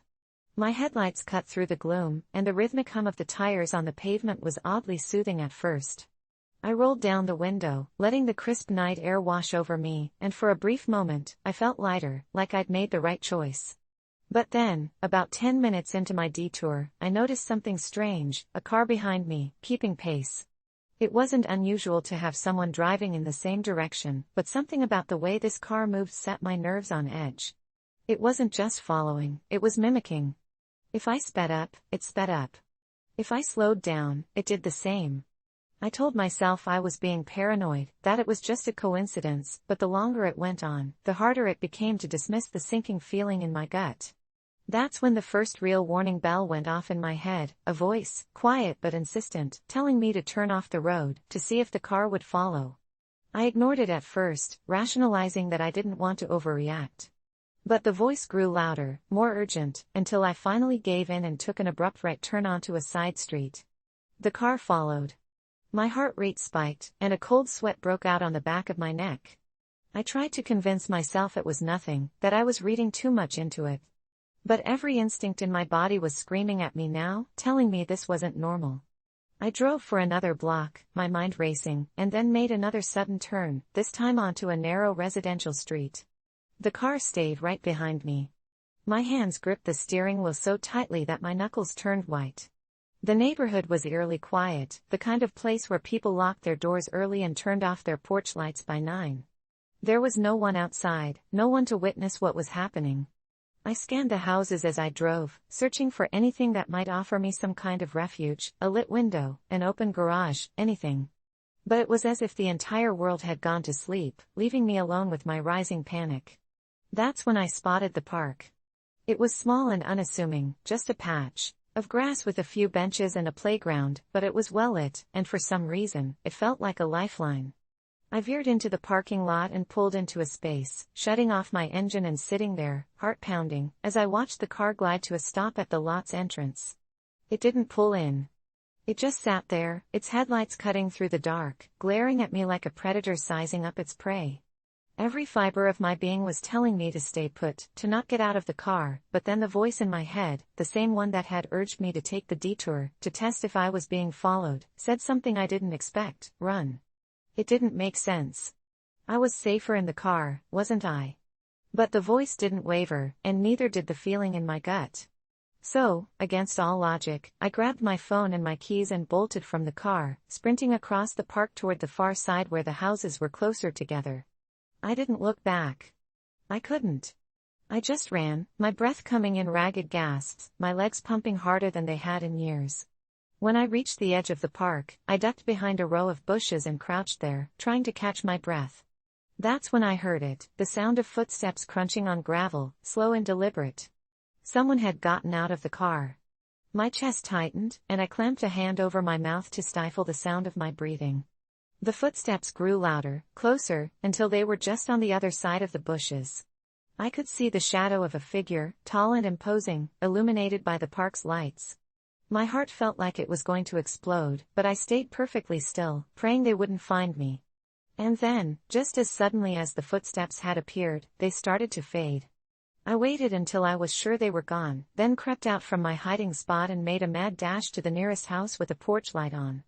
I banged on the door, not caring how desperate I looked, and when an older woman finally answered, I practically collapsed into her entryway, trying to explain what had happened. She called the police, and when they arrived, the car was gone. The officers took my statement, but there wasn't much they could do without more information. They suggested I take a different route home next time and let me go with a warning to stay vigilant. I never found out who was in that car or what they wanted, but I'm certain that if I hadn't trusted my instincts that night, things could have ended very differently. That voice in my head, the one I'd ignored for so long, saved my life. And now, I listen to it, no matter how irrational or inconvenient it seems. Because sometimes, your gut knows things your mind can't explain, and ignoring it is a risk I'm no longer willing to take. I always thought of myself as a regular person, living a regular life in a quiet little town. My days were filled with the mundane routine of work, television, and the occasional dinner with friends. But deep down, I felt an itch, a longing for something more, something fulfilling. That all changed last winter when I stumbled upon a local charity seeking volunteers for their community service projects. To be honest, I didn't expect much from it, but within weeks, I found myself engrossed in something I never understood before: service. The first project was to help pack meals for families in need. Standing in that cold, echoing gymnasium, surrounded by strangers, I felt a flutter in my chest that I couldn't shake off. As I scooped rice and beans into plastic bags, I watched a mix of kids and adults work together, their laughter cutting through the lingering chill. Somewhere, deep inside, that feeling of connection ignited a fire in me. It took months of regular volunteering before I had my big realization. One day, while organizing supplies at the community center, I met a woman named Mrs. McKinney, an elderly war veteran. Her frail hands trembled as she meticulously sorted donations. When she noticed my curiosity, she paused and told me stories, haunting tales of her youth, of war, loss, and resilience. Each story was heavy, laced with bittersweet nostalgia, and although it was painful to listen to, it brought us closer, bridging any gap that existed between the old and young, the known and unknown.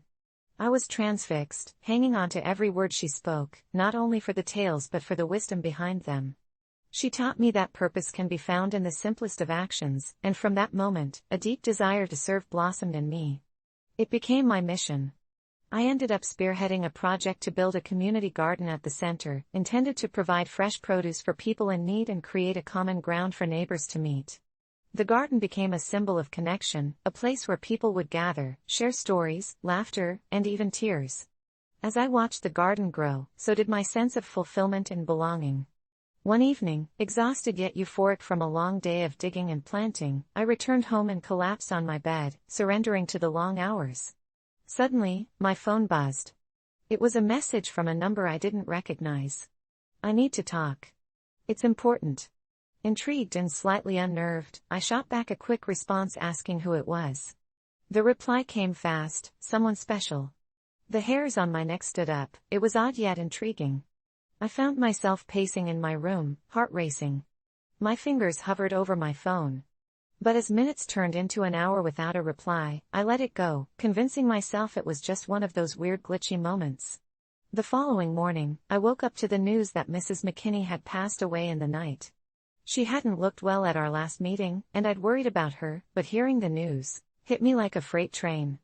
A rush of regret poured over me. I never got a chance to thank her properly. The guilt gnawed at me, twisting in my gut, but I resolved to honor her legacy and keep the community garden thriving. I spent the coming weeks expanding our projects and involving more locals, even starting workshops for kids on gardening and food sustainability. There was something deeply comforting about digging my hands into the earth, and every inch I tilled felt like a tribute to Mrs. McKinney. Then, months down the line, something inexplicably odd happened. As we prepped a big community barbecue, I received another message from the same unknown number. "I'm watching you. Don't forget your purpose." My gut instinct told me to ignore it, to shove it aside as some prankster's attempt to shake me. I didn't have time for paranoia. I was too busy serving and helping others, right? But something felt off. I couldn't shake the feeling that I was being watched. The sensation crawled through my skin. I brushed it off until that fateful day at the barbecue. Laughter and chat filled the air, but I couldn't focus. The uneasy feeling stuck, clawing at me. As I mingled, a shadow crossed my path. I turned, and there she was, a woman, cloaked in a long coat, her face obscured by the collar. "What are you doing here?" I asked, taken aback by her sudden appearance. Her reply surprised me even more: "You've done well." She would be proud. My heart raced as I stammered for a coherent response. "Who are you?" But she merely turned, her back to me, walking towards the edge of the garden. I followed her like a moth to a flame, weaving through the gathering. Just as I reached the edge, she turned and, for the briefest of moments, I caught her eyes, sharp, familiar, yet filled with a sadness that pierced through me. "You are not alone," she said before vanishing into the trees bordering the garden. I stood frozen, absorbing the weight of her words. Hours later, after the barbecue wound down, I confided in a friend about my unsettling experience. He chuckled, brushing it off, suggesting it was fatigue or some intense dream lingering in my mind. But deep inside, those words echoed louder than ever. Days turned into weeks, and the eerie messages continued sporadically, always just enough to raise the unease within me but never revealing the sender's identity. Then one night, while I was indulging in a late-night snack, I felt an overwhelming urge to go to the garden. The moon was full, illuminating the path, and I felt drawn to it like a lighthouse beacon. As I arrived, the garden twinkled beneath the silver glow, and there, on the park bench, sat the same woman, waiting patiently. My breath caught in my throat. "You have to leave this behind," she spoke, her voice a mere whisper against the night's stillness. "What? Why?" I replied, trembling. "You are meant to serve, but you have to find your path without fear." Her words echoing off the walls of my mind. "Fear?" I echoed, bewildered. "What do you mean?" "Trust your gut. You have built a community, but you're letting shadows follow you." It clicked, and I realized it was about much more than serving. It was about choosing to step away from what the darkness kept whispering: doubt, guilt, uncertainty. I nodded slowly, a storm of emotions swirling. The woman slowly stood, glancing back one last time. "Find her, she's waiting," was her cryptic farewell as she slipped into the shadows. Although I never saw her again, her words lingered. From that day, I focused on finding my purpose not just through service, but by relinquishing the shackles that came with fear. In the end, while I still volunteered and helped, I poured my heart into something I had never dared to chase before: writing.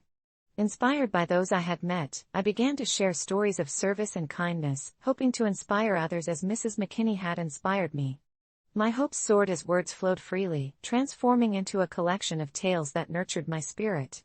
Over time, I understood that purpose wasn't a solitary pursuit, it grew when fostered through connection. I've been published and have reached many, but something deeper stayed with me from that first winter night. Sometimes purpose whispers itself through service, but it's the connections we forge that truly ignite the flame of our existence. And who knows? Maybe Mrs. McKinney or the mysterious woman was right. Maybe they're out there watching, proud of the purpose I carved out of the darkness. But no matter what, I know now that the only way to honor their legacy is to serve wholeheartedly and fearlessly pursue whatever brings fulfillment, using those lessons to spread love, kindness, and purpose wherever I go. Service isn't just about giving, it's a pathway to discovering who we truly are and who we're meant to be. So, if you ever feel an itch in your soul, scratch it and find your way through service, because your purpose may be waiting just beyond the shadows, watching over you as you carve your path. The moment I learned to say no without guilt began on an ordinary Thursday evening, the kind of night that seems to stretch on endlessly, where the weight of the week hangs heavy like damp laundry in my mind.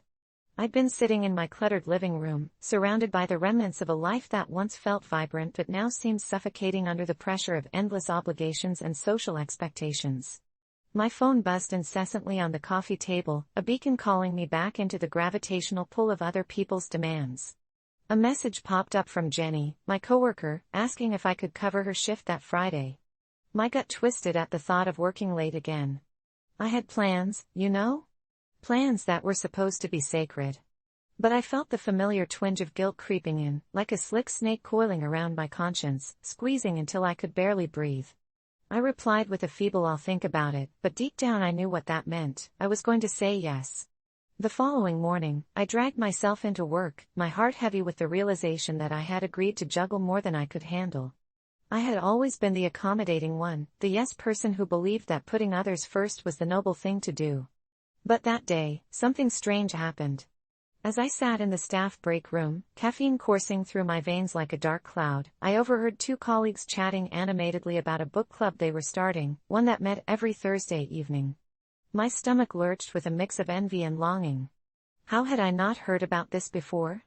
Was I really so far removed from social circles that people simply forgot to invite me? All at once, I felt a surge of anger and sadness, both directed at myself. The two women didn't mean any harm, and yet, there I was, drowning in obligations, missing out on opportunities for connection because I kept saying yes to things I didn't really want to do. That night, I lay in bed tossing and turning, replaying the moments of the day like a broken record, when suddenly I was jolted awake around 3 a.m. by a faint whisper that rattled the stillness of my room. Say no. The voice, soft yet firm, echoed in my mind like a mantra, intertwining with my thoughts. The word no felt strange, foreign even, like an uncharted territory I had never dared to explore. Over the next few days, I found myself ruminating on the idea. What if I practiced? What if I allowed myself the freedom to utter the word without guilt? My heart raced with anticipation as I approached my boss, who needed someone to organize the office party. Instead of immediately agreeing like I always did, I took a breath and said, "No, I can't take that on right now." He was taken aback, an unsettling silence filling the air. But then he nodded, as if he understood something profound about me had shifted. A weight lifted off my chest, and for the first time in ages, I felt a rush of exhilaration. The days turned into weeks, and I continued to wield my new skill with unexpected confidence. I learned to say no to the invitations I didn't want, the phone calls that drained my energy, and the commitments that filled my calendar to the brim. Each refusal felt like a small victory, an act of self-love that fortified my spirit. Then, one evening, as I lay curled up on my couch with a book, reveling in my solitude, I stumbled upon an old message from Jenny. She was asking me to support her in a charity event that required me to mobilize others, seek out donations, essentially, to be her right hand. Normally, I'd have leapt at the opportunity to prove my dedication.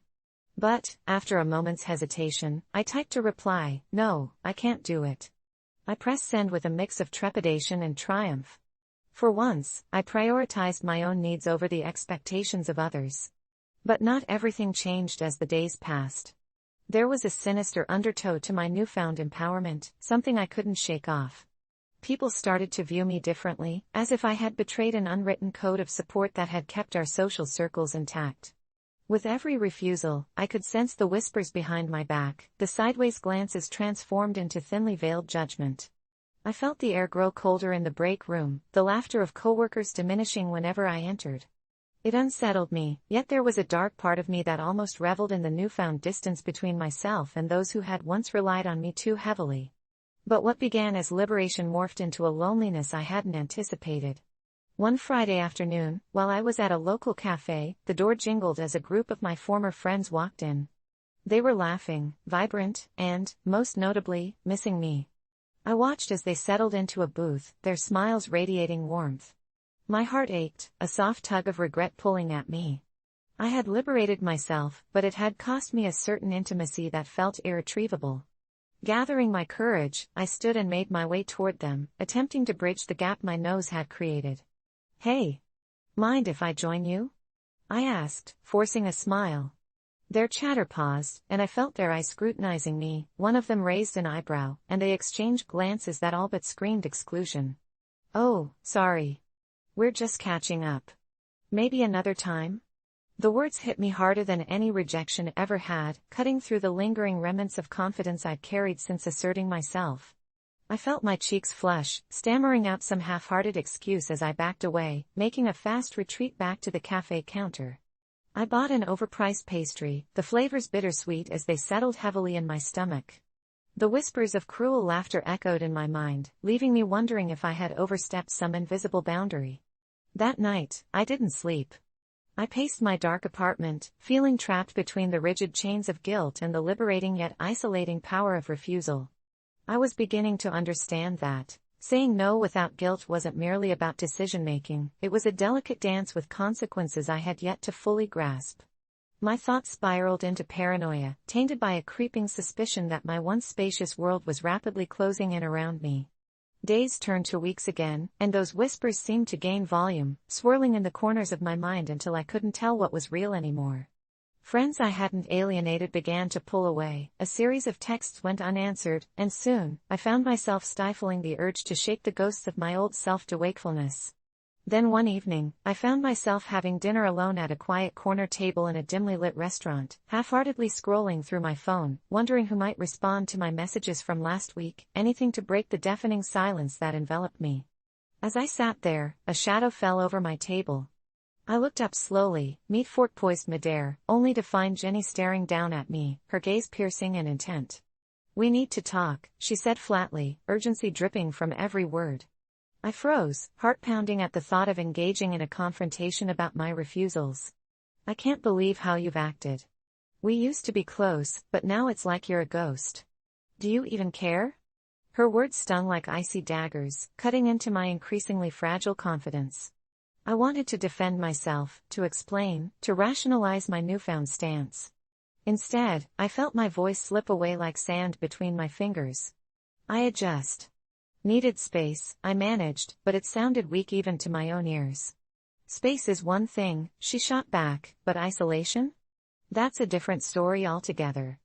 Looking around the bustling restaurant, I felt suffocated by the weight of her disappointment and the realization of what I had inadvertently cast aside in my quest for self-advocacy. Those bonds of trust that had once provided comfort now seemed frayed and tangled, and I was the architect of my own loneliness. As she walked away, I knew I had pushed too far, had swung the pendulum of my decisions too quickly to the other side. Even if I had learned to say no without guilt, I hadn't grasped the nuance of saying yes when it mattered. That night, the familiar darkness snuffed out any remaining flickers of hope. Days turned to months, and while I initially felt liberated by my newfound assertiveness, I eventually succumbed to the crushing reality that autonomy without connection was an arid desert. The lesson was harsh: balance is not just about boundaries but about knowing when to blend in the colors of affirmation. It's a truth I still grapple with today. I learned I can say no without guilt, but I also need to remember that I am part of a community, a tapestry woven from interactions and relationships. To say yes sometimes isn't weakness, it's just being human. So now, I let myself choose. I embrace the quiet power of no while remembering to reach out, to connect. Life is a complicated web, and finding that balance is the most intricate and rewarding lesson of all. So here I stand, learning, growing, still very much a work in progress. If you find yourself at the edge of that cliff, wrestling with the urge to say yes or no, just remember, life is about building bridges, not walls. You don't have to be perfect, just be willing to understand the beauty of both choices. That's why I write this story, not to condemn the past but to embrace the duality of existence, a journey where no can coexist with yes without the burden of guilt. Embrace it, and you'll find a depth to your experiences that truly makes life worth living. I never thought it would come to this. The decision I had to make seemed simple at first, but as the memories flooded back, I realized it wasn't just about me, it was about my sanity and, ultimately, my survival. It all started 2 years ago when I moved into an old Victorian house that I found on Craigslist. The rent was ridiculously low, and as an aspiring writer living in a city with sky-high rents, I jumped on it. The place had character, creaky floorboards, and peeling wallpaper that seemed to whisper secrets. I could almost hear the house breathing around me. The first few weeks were magical.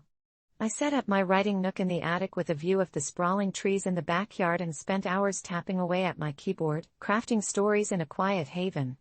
But then things began to change. The first sign was the whispers.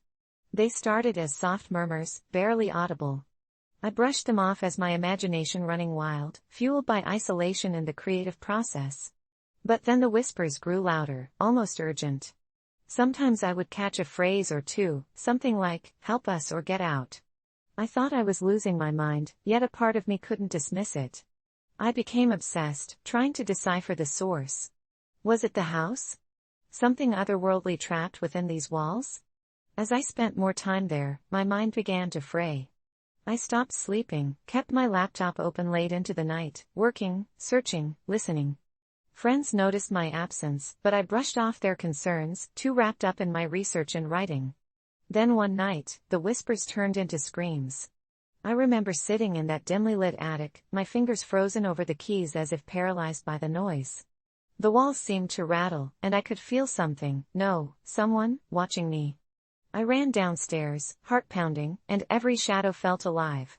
I could hear my heart thumping in my ears, drowning out the shrieks. I called my best friend, Lisa, in a panic, breathless and babbling about spirits and voices. She told me to breathe, to calm down, but I was spiraling. "This place isn't right," I told her.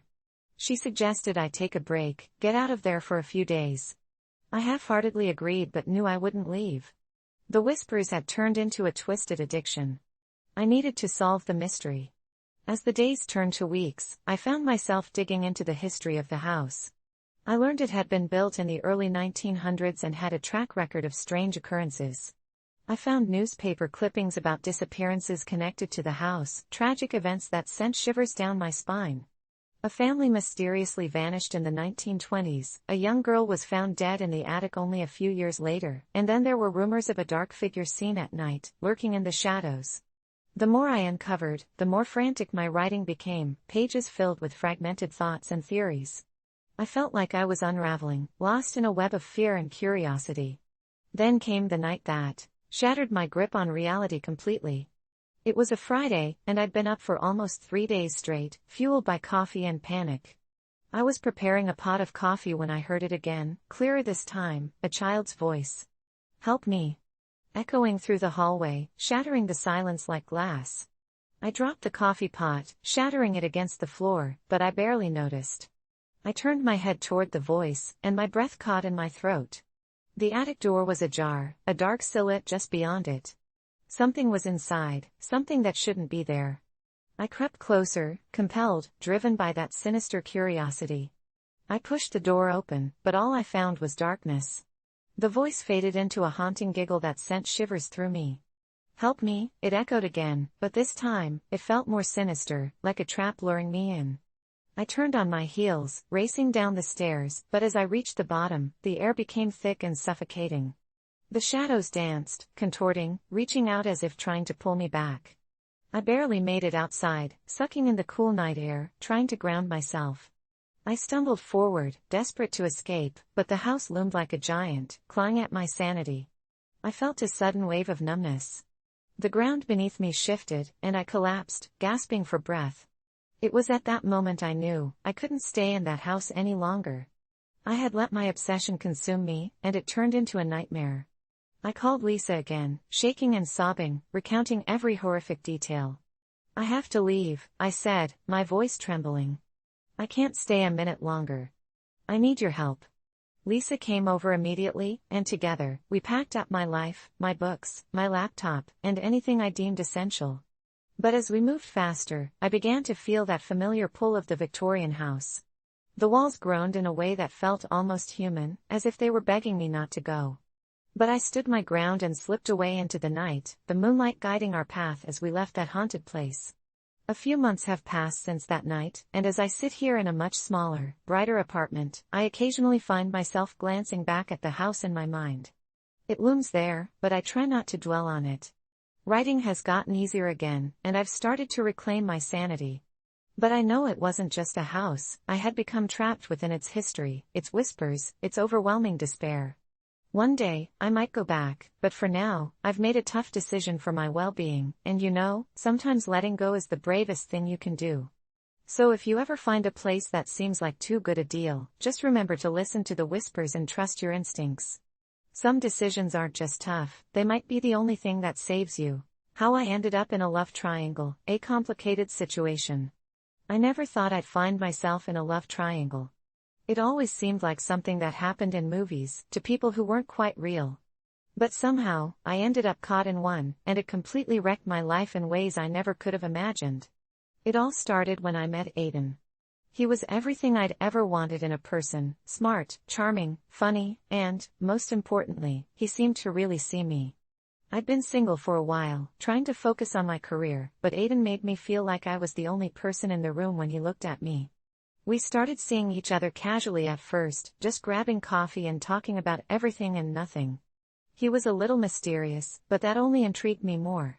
He had a certain allure that drew me in, and I found myself looking forward to our conversations more than anything else. Everything was going great, and I thought I'd finally met someone special. But then, things got complicated. That's when I met Zoe. She was Aiden's best friend, and when she first entered the picture, I didn't think much of it. She was outgoing, friendly, and completely different from me. At first, I was just happy to meet someone who clearly cared about Aiden, someone who could give me insight into his life. But Zoe and I quickly became close, too. We'd hang out together, just the two of us, without Aiden around. We'd grab drinks after work, vent about life, and laugh about silly things. I thought it was harmless at first. We were just friends, right? But over time, I started noticing the way she looked at me. There was something in her eyes, a warmth that I hadn't expected. I didn't think much of it at first, but soon, I realized she was flirting with me. Not aggressively or openly, but in subtle ways, touching my arm when she laughed, making little comments that made my heart race. I thought I was imagining it at first. Zoe was Aiden's best friend. Why would she be interested in me? But the more we hung out, the more I started feeling a pull toward her. It was confusing. I'd never been attracted to a woman before, but with Zoe, something felt different. I tried to ignore it, thinking it was just a phase or maybe I was just lonely, but it kept happening. Every time we were together, the tension grew. It was like there was this invisible connection between us, something neither of us would acknowledge, but both of us felt. The turning point came one night when we were out at a bar, celebrating a friend's birthday. Aiden wasn't there, and we were sitting at the bar, just the two of us. Zoe was a little tipsy, and I could tell she was getting bolder with her touches. She leaned in close to tell me something funny, and her lips brushed against my ear. I felt a shock of electricity run through me, and for the first time, I didn't pull away. I let her get closer. Zoe pulled back and looked at me with this intense gaze, as if she were waiting for me to do something. I could feel my heart racing in my chest. This wasn't just friendship anymore. This was something else. Before I could process it, she kissed me. It was soft at first, tentative, but when I didn't pull away, it deepened. I could feel her hands in my hair, and everything around me seemed to fade away. It wasn't like any kiss I'd ever had before. It wasn't just physical, it was emotional. It felt like a connection I couldn't explain. But in that moment, reality hit me. Aiden. My boyfriend. This was his best friend. What the hell was I doing? We broke apart, both of us panting, eyes wide. I could see the confusion on her face, the fear that I might reject her, but I didn't. I didn't know what to say. All I could think about was Aiden, and how I was about to betray him in the worst way possible. Zoe stepped back, and we both sat there in silence, not sure how to move forward. The next few days were a blur. I avoided Zoe's calls and texts, but she kept reaching out, asking if we could talk. Meanwhile, Aiden was completely unaware of the situation. He was the same as always, loving, supportive, and caring. It felt wrong, keeping this secret from him. But the pull I felt toward Zoe was undeniable, and the guilt was eating me alive. I spent days going back and forth, trying to figure out what to do. Should I confess to Aiden? Should I tell Zoe that I couldn't do this? Or should I just keep quiet and pretend like nothing happened? It all came to a head one evening when Aiden invited me to dinner. It was supposed to be a nice evening, just the two of us, but I couldn't shake the feeling that something was about to explode. I could barely focus on what Aiden was saying. My mind kept drifting back to Zoe, to the kiss, to the tension that was still between us. By the end of the night, I couldn't hold it in anymore. I had to tell him. I knew it would ruin everything, but I had to come clean. I told Aiden about the kiss with Zoe, about everything. I'll never forget the look on his face. It wasn't anger, not at first. It was shock, confusion, hurt. He didn't say anything for what felt like an eternity, and when he finally spoke, it was in a voice so calm, it terrified me. You've been hiding this from me. From both of us. I tried to explain, but the words wouldn't come. He stood up, pacing, as if he didn't know what to do with himself. I could feel the weight of his disappointment pressing down on me. After a long silence, Aiden told me that he needed space. He didn't want to talk anymore. He just needed time to think. I couldn't blame him. I had shattered his trust. I had betrayed him, and now I had to deal with the consequences. Zoe tried to reach out to me after that, but I couldn't talk to her. I couldn't face either of them. Aiden eventually cut ties with both of us, and I haven't spoken to him since that night. Zoe and I haven't spoken either, but I can still feel the weight of what happened between us. It wasn't just the kiss. It was the connection, the bond that I couldn't explain, that I didn't know how to handle. I don't know what would have happened if I hadn't told Aiden. Maybe things could have gone on as they were, but maybe not. I'll never know. What I do know is that I ruined everything. I lost Aiden, I lost Zoe, and now I'm left with nothing but the haunting memory of what could have been. And every day, I wonder what would have happened if I hadn't let myself fall into that complicated situation. I wish I could take it all back, but I can't. All I can do now is live with the consequences of my actions.